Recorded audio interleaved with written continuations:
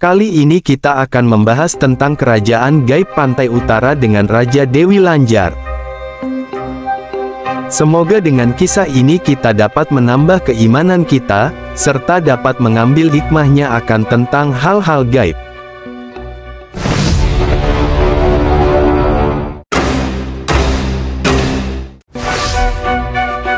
Dalam cerita masyarakat, bahwa kerajaan gaib bukan hanya ada di wilayah Laut Kidul saja, namun terdapat juga cerita bahwa Laut Utara pun terdapat kerajaan gaib.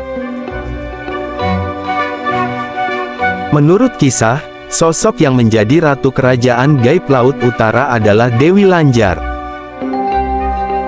Sosok ini sangat melekat dalam kehidupan budaya masyarakat Pekalongan, Jawa Tengah. Jika terdapat anak yang hilang, mitosnya anak tersebut diculik oleh Dewi Lanjar. Dikisahkan bahwa Dewi Lanjar memiliki nama Rara Kuning. Nama tersebut ada kaitannya dengan kisah hidupnya yang berat. Dewi Lanjar merupakan putri yang sangat cantik. Ia pernah menikah dengan seseorang yang hingga saat ini belum diketahui asal-usulnya. Namun naas, pernikahannya hanya sebentar saja baru seumur jagung. Rara Kuning saat itu harus menjadi janda, karena suaminya meninggal. Rara Kuning sangat mencintai suaminya dan selalu mengingat suaminya. Untuk melepas kesedihannya, ia memutuskan untuk pergi mengembara dan terus berjalan ke selatan, hingga tibalah ia di tepian Sungai Opak.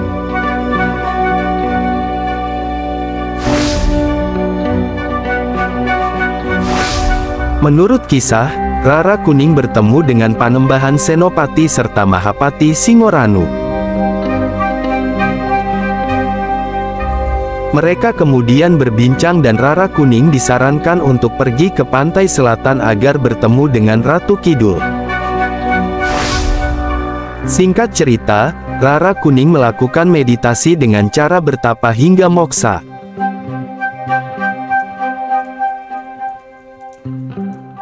Ia melakukan itu agar bisa bertemu dengan Ratu Kidul. Dikisahkan hingga akhirnya Rara Kuning berhasil bertemu dengan Ratu Kidul dan meminta agar diangkat menjadi bawahannya.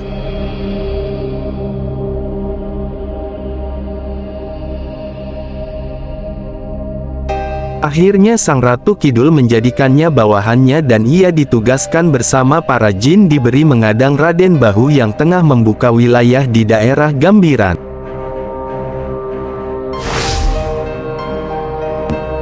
Namun Rara Kuning gagal dalam mengemban tugasnya.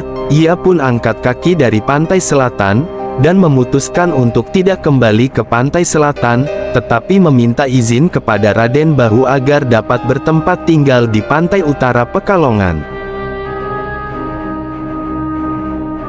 Izin tersebut disetujui baik oleh Raden Bahu maupun oleh Ratu Kidul.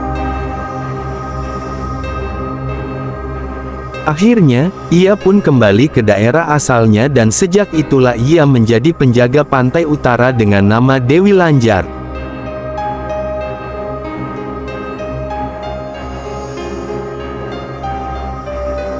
Kisah ini hingga saat ini masih menjadi mitos yang melegenda, namun sebagian orang masih ada yang mempercayainya. Wallahualam bisawab, hanya Allah yang lebih mengetahui kebenaran yang sesungguhnya. Demikian kisah ini, semoga dengan kisah ini dapat kita ambil hikmahnya untuk masa depan.